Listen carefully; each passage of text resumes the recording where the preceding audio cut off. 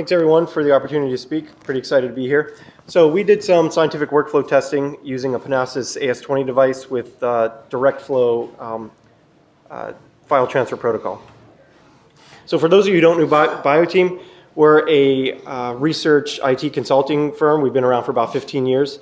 We have a whole spectrum of clients, everything from 6-person startups to 100,000-person global pharmaceutical companies. And we're not only in the commercial space, we work in the government and academia as well. We provide a wide range of services, things as simple, or maybe not as simple, but things like graphic design, user interface design, as well as entire infrastructure design for global organizations and as well as organizational recommendations. And about me, I'm a senior scientific consultant. I have a background in bioinformatics and infrastructure. I worked in early stage drug discovery, molecular diagnostics, and agricultural biotech. So as part of the BioTeam, we have something called the Convergence Lab. So it's hosted at the Texas Advanced Computing Center in Austin, Texas, and it's our lab for testing hardware and software. Our lab consulting engagements center around testing performance and finding solutions for life science organizations, hardware vendors, and software vendors. As part of that, Panasas requested some life science workflow testing as part of a BioTeam engagement. And for that, we chose some NGS and CryoEM workflows. Well, we chose those because they're two of the most data-intensive life science applications that we see facing research IT. So NGS, won't spend too much time on this. This is a very research-oriented crowd, so I think we all know why it's important. But from an informatics standpoint, NGS data generation rates continue to increase. This isn't going away anytime soon. I like this plot, which I pulled from NIH. You can see when NGS was developed between around 2007 and 2008, and it just caused that incredible decrease in the cost per genome, which has actually exceeded the rate of Moore's Law, which is a common benchmark used in the tech industry for innovation. Also, CryoEM, again, research-oriented crowd. I won't get into details about why CryoEM is important from a scientific standpoint. But I made these plots from the PDB. So if you see around 2012 and 2013, that's when direct detectors were developed that really improved the the increase in resolution of cryo-EM structures. So we went from 20-ish average angstroms resolution down to sub-5.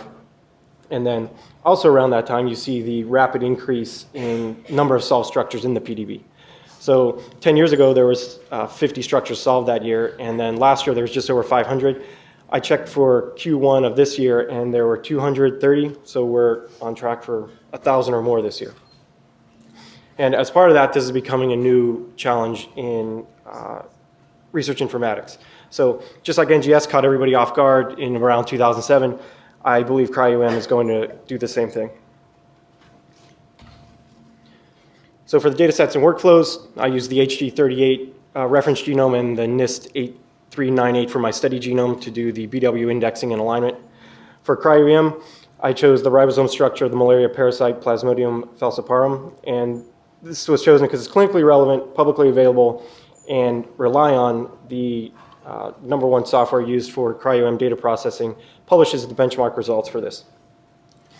And we use Relion for a 3D classification run, which constructs a 3D model from the 2D images, and the authors of Relion publish their benchmark results on the exact commands. So you can duplicate those commands on your own system and be able to compare results. Interestingly, the authors do specifically call out the need for benchmarking because with recent developments in GPUs as well as disk bandwidth, and the importance of disk bandwidth, they're not really sure about what the best configurations are. So they have it's not fairly extensive yet, but they have a list of published benchmarks available on their website. And the product motivation here was to use these data sets and workflows to simulate what you'd see in a small or medium biotech research infrastructure. So this is where you have a CryoEM lab and an NGS lab, and they've got a shared resource that's been deployed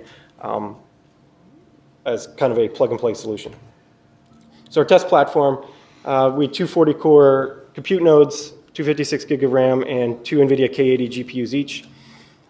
For storage, we had a Panasas AS20 realm, 500 terabytes usable. I won't get into all the other details, but we mounted the storage via direct flow, and then we had a reference ZFS array, which was mounted via NFS. Our test variables were 10 or 40G networking. So a lot of organizations are still stuck at 10G.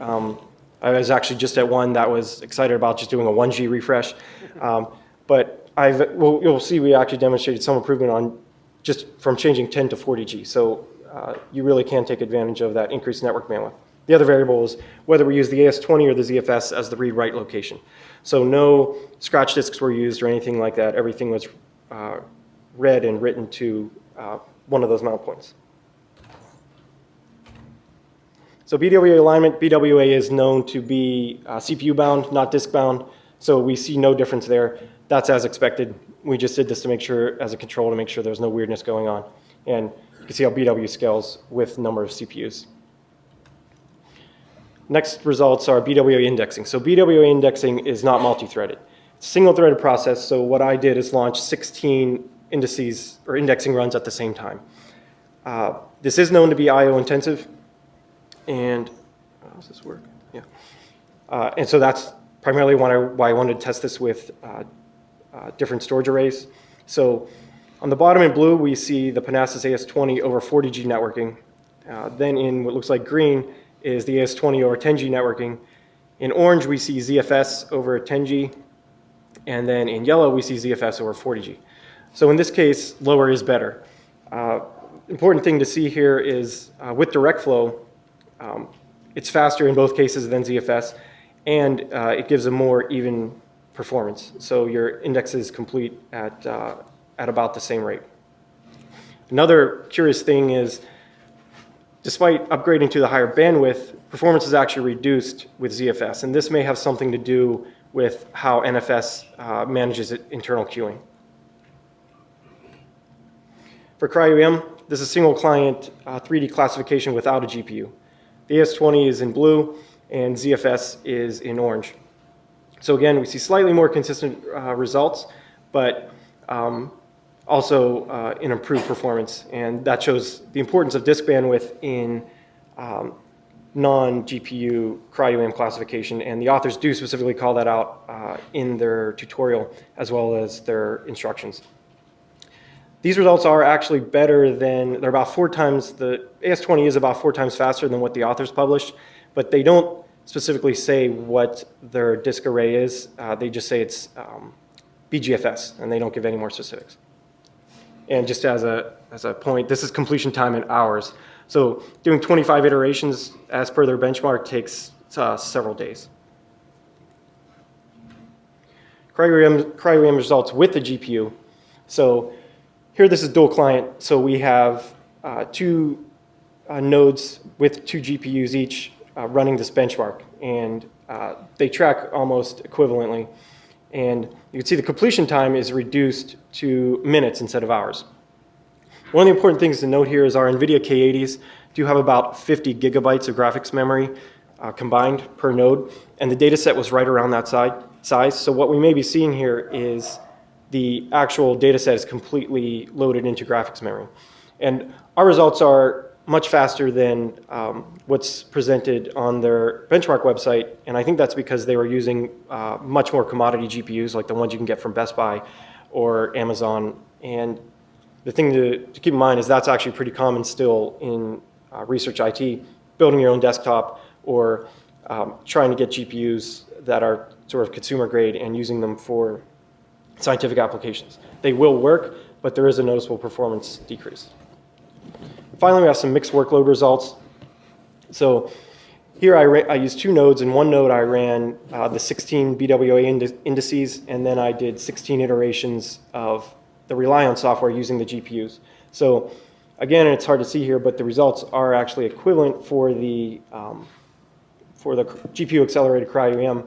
However, you again see reduced performance okay, so the dotted line, that's the single workload. So that's when we don't stress the system with dual workloads. The solid lines is when we're running it with the CryoEM. So you see performance is reduced for both systems, but the AS20 still gives more linear performance and increased performance over ZFS. So in summary, as I mentioned, the AS20 will give you more consistent performance with direct flow. It performs as expected for CPU bounds, both ZFS and the AS20. For CryoEM, when you don't have the GPU, you get about 20% faster, and then you get about 11% faster for mixed workloads, while for NGS, while the GPU results are equivalent. And this is sort of redundant to what I already said. So finally, if any of you are interested in the Convergence Lab, we do a number of different things. We have training, we can do custom workflows, large-scale POCs, benchmarking, results validation like you saw here.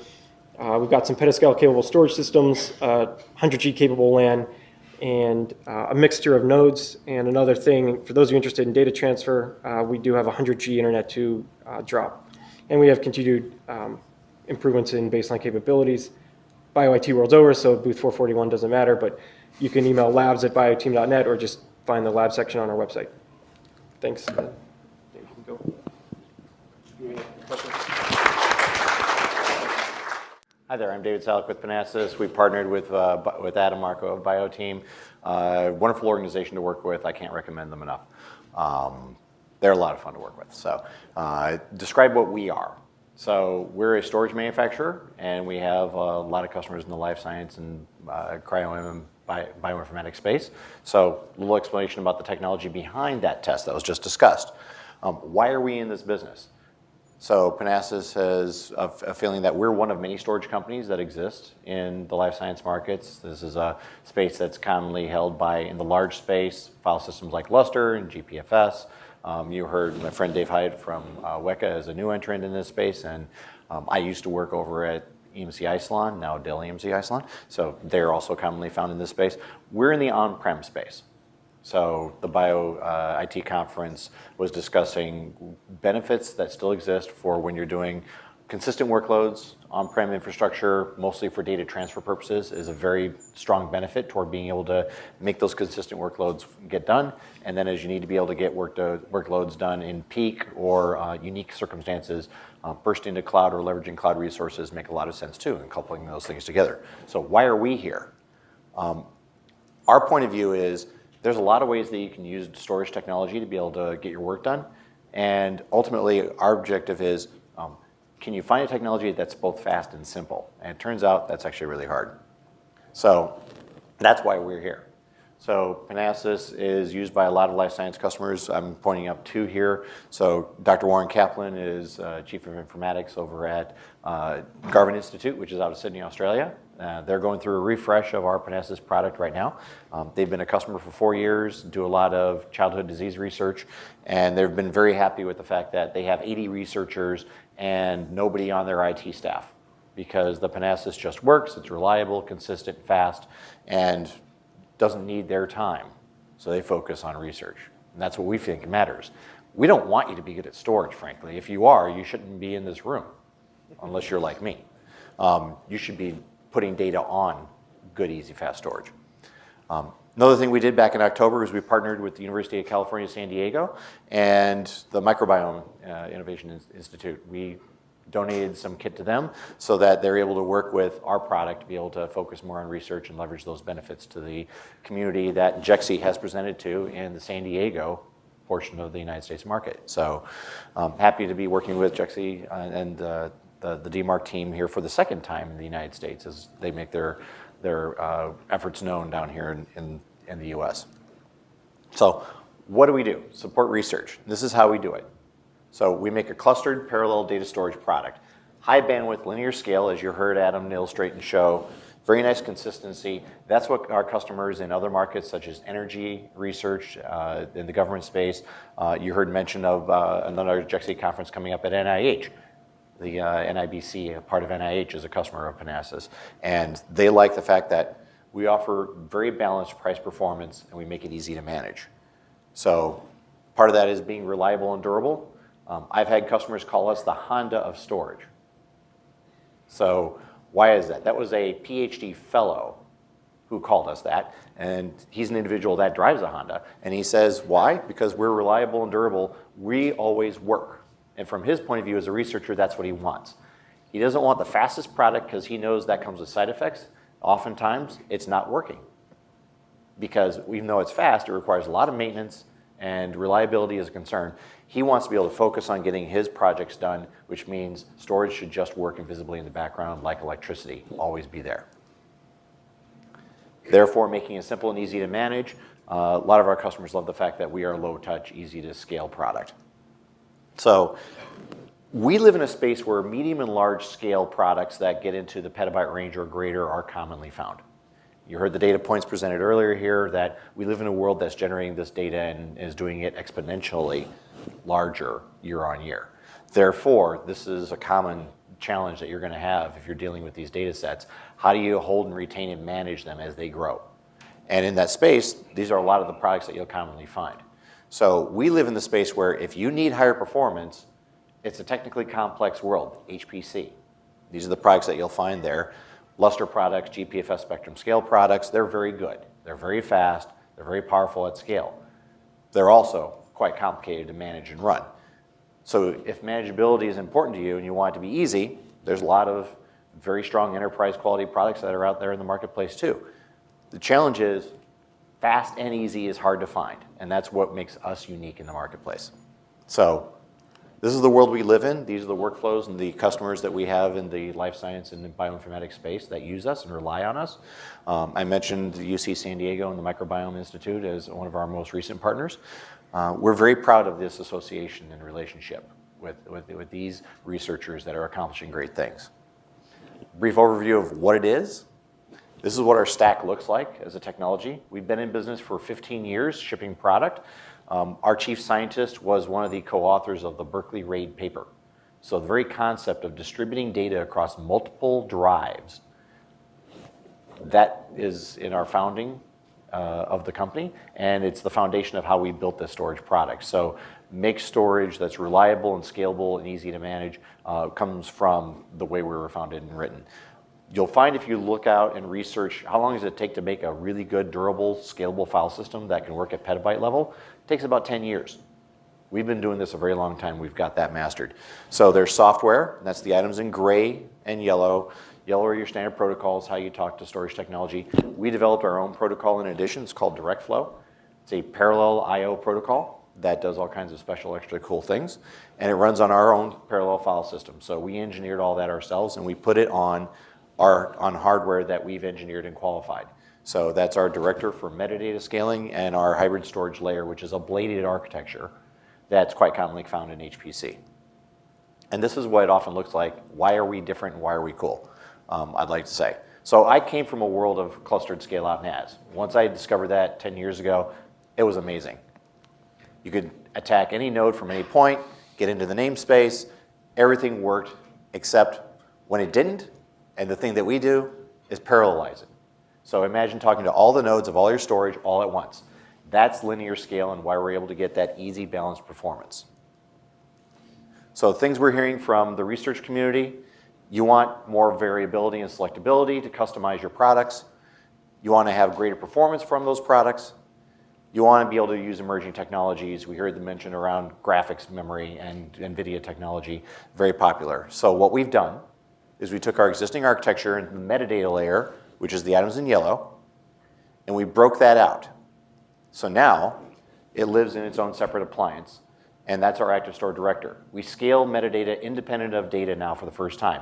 If you need more capacity and bandwidth, that's the items that are down here, our active store hybrid product. And if you need more metadata, that's the director. So our flexible parallel hybrid storage, we work with all kinds of capacity of hard drives and components, and we modernize the components inside them on the CPU layer. On the metadata side, this is made by Intel. So Panasas is on a journey to be able to run on industry standard hardware and give you more flexibility to be able to choose the product you want on the hardware supplier side. Made in the US, made in Taiwan or Korea, we want to give you that flexible option. And that comes from the core of what we do. We're a software company at the end. We make PanFS. And it runs now on industry standard hardware on the metadata side. This time next year, we're going to be running on industry standard hardware on the storage side, and it's going to be very exciting when we bring that product out next. Thank you.